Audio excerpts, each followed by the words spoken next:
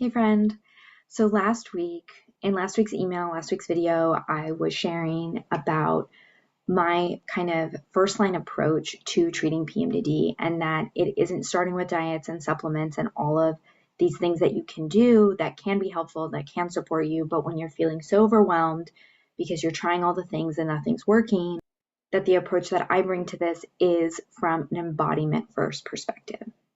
That when we're embodied, when we learn to be at peace and safe and at home in our bodies, we're able to ask ourselves these questions of like, which path feels best for me, right? Which medications make sense? Which holistic approaches make sense? Which providers or coaches make sense for me? Like, we can answer those questions from an integrated and embodied place. And we can do it at a pace that is reasonable and sustainable because we add on one little thing and we integrate it and it feels good. And then we expand our capacity and we're like, okay, what else feels good to add into this process? And we build it slowly but surely, right? So that's really the approach. But we talked about how this process of becoming embodied can feel really intense and really hard. And to try to do that without any tools to support us, to self-regulate, to soothe our nervous system can be traumatizing or re-traumatizing in and of itself, just with the intensity of that experience, right? And with like the sort of sense of failure of constantly disassociating from it can also lead us to undermine our self-trust and our self-confidence, which is not what we're going for here. And so today I want to kind of break down some baby steps for regulating your nervous system, because there are so many ways. Nervous system regulation, emotional regulation, it's definitely a trendy hot topic right now, and there's so many ways to do it. There's breath work, there's EFT, there's somatic movement and somatic therapies and meditation and mindfulness and cold therapies, heat therapy, like all the things. Okay. But I believe that the best ones and the best level of intensity of the ones that are going to work and be meaningful for you are the ones that you'll actually do. And this is why this video is coming after last week's, because we start to approach this question from a perspective of working alongside, of working hand in hand with our bodies, then we can actually ask the question of like, what feels supportive and nourishing and good versus what is putting just like massive amounts of internal and external stress on our bodies for the sake of, checking a box or having tried out some popular trend or so-and-so said this is the way to go and all of those things. Like, no, we're throwing out the shoulds and we're throwing out the best versions. I used to be so obsessed, okay, with like, it needs to be the best. Like if I'm gonna do cold therapy and cold plunge, like it only matters, it's only good enough if it's at like the lowest temperature, that they recommend, and if it's for the exact length of time that they recommend, all of this stuff. And I want to tell you that like thinking that way about treatment, if you're finding yourself in that loop of like the supplements only work if I never miss a single day, or if I skip the gym and don't work out even once this week, PMDD is going to be horrible. Like we're setting ourselves up with these expectations, and oftentimes they're self-fulfilling prophecies, but because we're in this perfectionistic thing. And it also means that when anything does flare, because we're in a perfectionistic mindset, any PMDD adjacent symptoms is like, oh, well, here it is, the month is ruined, versus like, okay, is there a different quality to this? Can I be more present with this? Can I move through it at a different pace and with a little bit more ease? Like we start to shift from this sort of qualitative of like, did it occur, yes or no, this black or white perspective, to really a qualitative approach and of like, what is the quality of this experience? How's it different from last month and all of those things? So with that said, like it's really about partnering with our bodies and saying, what would you do? What would feel good to do? Not what can I force myself to do? Okay, because this is when I was first starting, I had so much resistance to a lot of these methods. Like, and even if I was able to force myself to do it, they didn't feel good. I didn't get the feelings. I didn't get the, whatever that was promised, with doing the method, and it just felt like, oh great, none of this works, it doesn't work for me, like PMDD is just beyond these things. But my body would put up so much resistance to it. Why? This is like what we talked about last week. When you're suppressing your emotions for so long, right? And you're in this protective mechanism of anytime an emotion crops up, like shut down or, go into fight, flight, freeze, because it's too overwhelming, it's too all consuming. If you allow it to exist, it will break you, right? Like these are the thoughts and the fears that our body has, and there's so much resistance. Okay, and it doesn't always have to be logical, but it's like, this is what our body believes, this is what it tells us. And so even when you're like, but this is a good thing, this isn't painful, like breath work, it's breathing. You literally are breathing all the time, and now you're breathing in a pattern, and all of a sudden your body's like, no, that doesn't feel good, that doesn't feel safe. And it's like, it doesn't make sense. But the thing is, our brains and our nervous systems are like, it's not safe to be in our body, it's not safe to be present. So what do we do when we feel that way to actually start to exercise our nervous system, to expand our window of tolerance, to lower that threshold that we're at, to get some more space? But when I suspended this idea that only the best is good enough, only the best is worth it, only the best is meaningful, only the best is going to work, and actually started to ask my body, like, what feels good for you?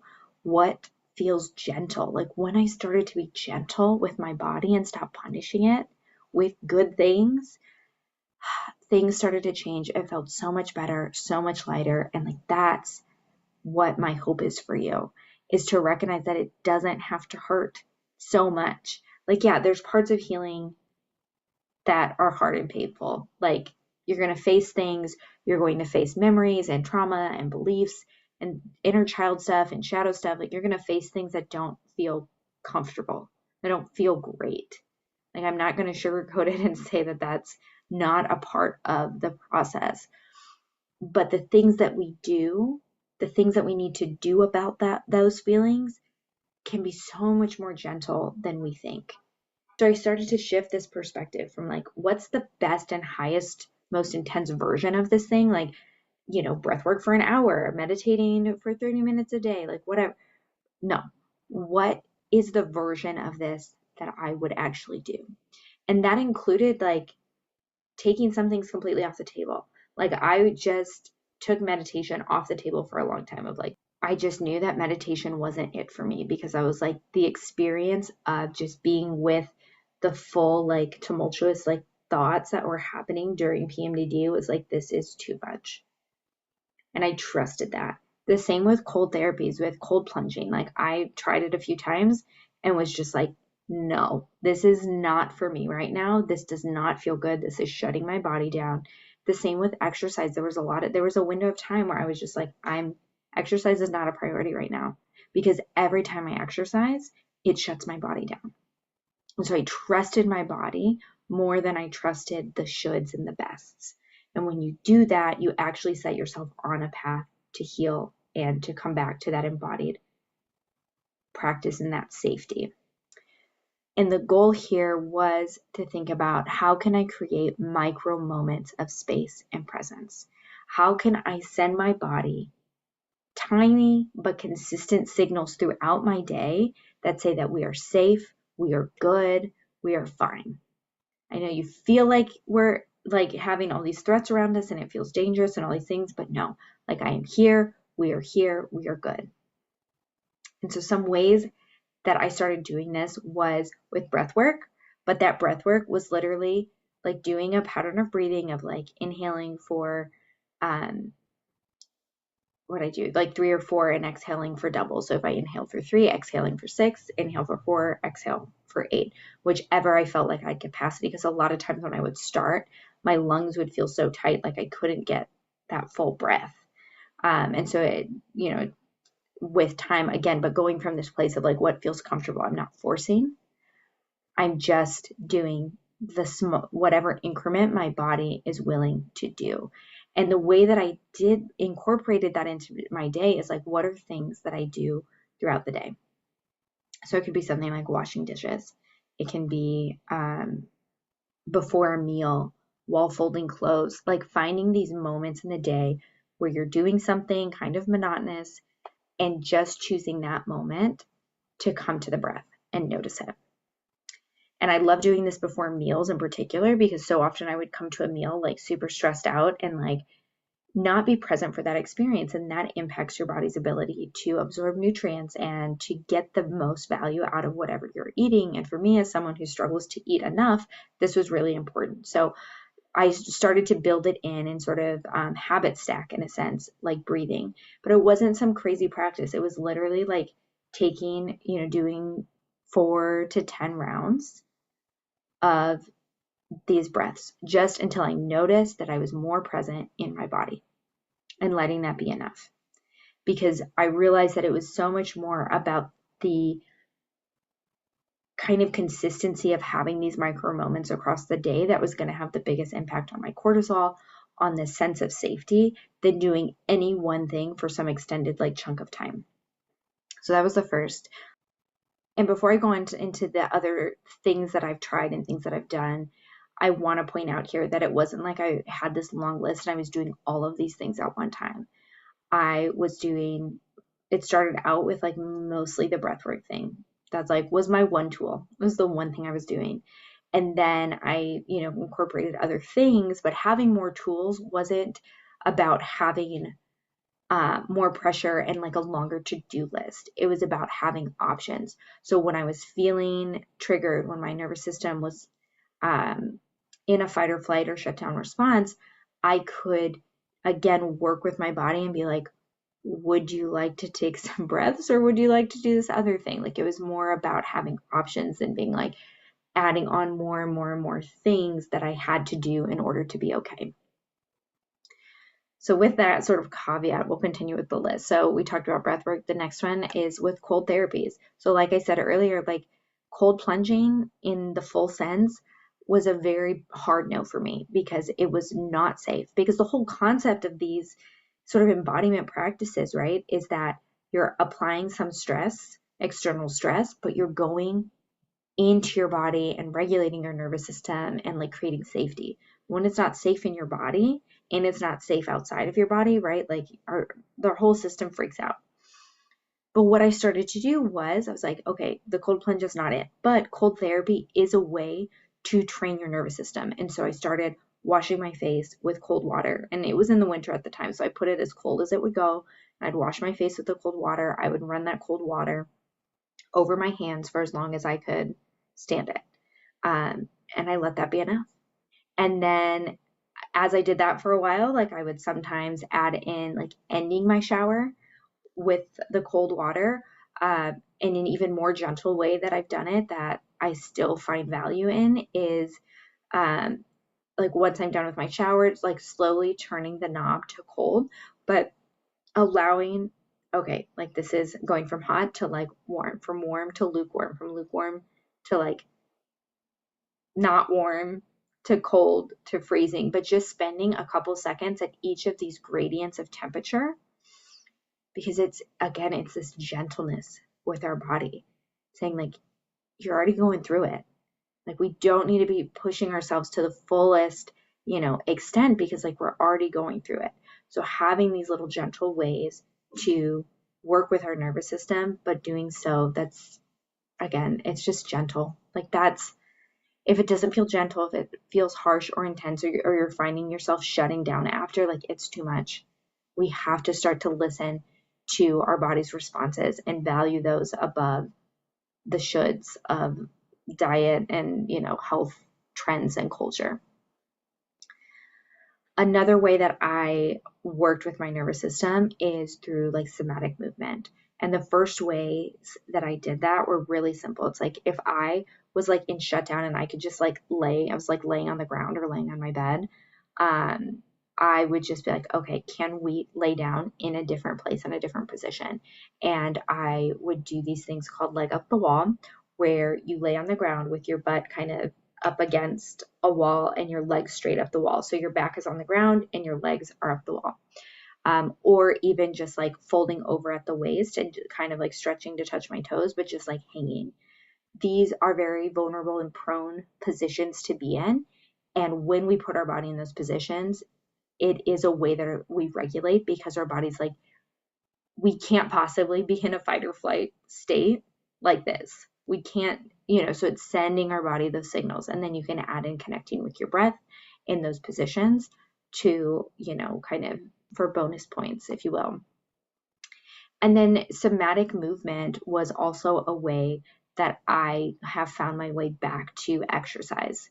And I still don't exercise super intensely. It just, that's not where my body's at, but I've been able to do more and more consistently because of somatic movement and learning to just be present with my body and be so gentle with it and not ask her to give more than she's willing to give, and to just create that safety is so, so key. Another, key thing that we hear about, right, is meditation and mindfulness. So my entry steps to this was learning to drop into my body on a good day, in a good moment, when something was feeling good and pleasurable, and just trying to see if I could feel it 1% more. And even sometimes just noticing and having gratitude for the fact that, like, oh, I don't feel horrible right now. Like, I'm just going to take note of that. I'm going to appreciate that. For meditation, another kind of entry way to do that is like moving, or an active meditation, where it's like you don't always have to sit, right, like cross-legged with your fingers up, like to meditate. You can also do walking meditations, biking meditations, like on a hike, something where your body is occupied and moving and is helping you displace and move around that energy that probably comes up, and it can increase your tolerance for just being with yourself, being with your own thoughts, because you're also, have that movement there to help you stay in the moment and it not get too overwhelming. Another way that has been really helpful for me in regulating my nervous system is noticing ways that my body is naturally doing that. And that's, it's not always like the most productive or effective or healthy ways, but it's noticing like, how does my body currently seek to like displace that energy, right? So this can look like stimming, especially because there's a huge overlap with PMDD and ADHD and autism and neurodivergence. So stimming activities are ways that we self-regulate. For me, I notice a lot that, like, when I'm in a situation that I'm kind of uncomfortable with, like I tend to like rub my hands together, or like I'll rub like my leg, like feeling my hand rub against like the fabric. And I used to do this like almost like not noticeably, right? Because yeah, there's just sort of that pressure of like, you don't do those things. Like I'm always trying to lock that down and control it. But realizing like, oh, this is a way my body is trying to regulate. And so creating space for that. So now, like, yeah, sometimes I'll be having a hard conversation with my husband or something, and if I'm feeling a little dysregulated, I'll like, okay, I can tell that I'm getting triggered because my hands are doing their thing, and that's okay. Also, like, I, since I was a kid, like bit my nails, and it was always just treated as like, this is a bad habit. This is you just got to quit, put hot sauce on your fingers or paint your nails, or there's rewards if you quit and all these things. And I look back and I'm like, I couldn't stop biting my nails because I was regulating my nervous system. And so is that the most productive way to do it? No, but also noticing what are these patterns and what are things that we go to. So tactile and sensory things were a big issue for me, or a big way that I was seeking comfort. And so that can also look like cozy clothes and bringing in, like fidget toys or things that can be really helpful. Another way is, like, for me, a way that I regulated was sensory deprivation. So having earbuds, turning off music, turning off like the exhaust fan, like things like that help to regulate my nervous system, because it's picking up in these intense moments, it's picking up on all of these things. So really exploring like, what are the behaviors that your body already uses, and then you can decide, right, like, is this something that I want to just give myself more space to access that and use it as a tool? Or do I want to find an alternative, maybe more productive version of that, but that's still regulating in a similar way? Start to notice these patterns of like what your default thing is to do, you can start to explore like what are the triggers and behaviors that lead to that, right? What is making you, what's the lead up to yelling? Because I used to have these moments where I would like yell at my kids, and my husband was always like, where is this coming from? Like, what's happening? And I couldn't voice it in the moment, but it's like looking back, it's like it wasn't just the kids, it was the exhaust fan and the kids and the music and then the windows open and like all this stuff sort of added up. But I wasn't noticing those incremental steps to that point. It was just like once it overloaded my system, like I was blowing up, right? Or when there's like, if your default is anger and yelling and picking fights, it's like, how can we notice this and recognize this is a way that our body is regulating? A meltdown is a way that our body regulates. Now, do we want that to be our go-to method? No, we don't want to be getting to that point at a meltdown, but there's so much value and again that gentleness there when we have self-compassion for the fact that when we're melting out, when we're melting down, when we're acting out, this is a way that our body is regulating. And so what are more productive ways to do that? So, if you're someone who's like a yeller and a screamer, it's like, can you go and scream into a pillow? Can you go and instead of doom scrolling, right, which is still like a lot of stimulation, can you go and read a book? Can you color? If you're normally going for, an alcoholic beverage and you're like, I don't really want to be that to be my default, or I don't want to be relying on that, think about like, okay, can I have a tea or make some sort of special beverage that I'm going to sip and be present and mindful with that experience as opposed to numbing out? Like, what is going to help us to slow the pace, calm us down, and be present with the experience as opposed to numbing out? Okay, so that brings me to kind of the final tip. And I think it's really can be one of the easiest in the sense that it's like this one requires you changing absolutely nothing about your routine and what you're doing. It is just how you're doing the things you're doing. And this is slowing your pace.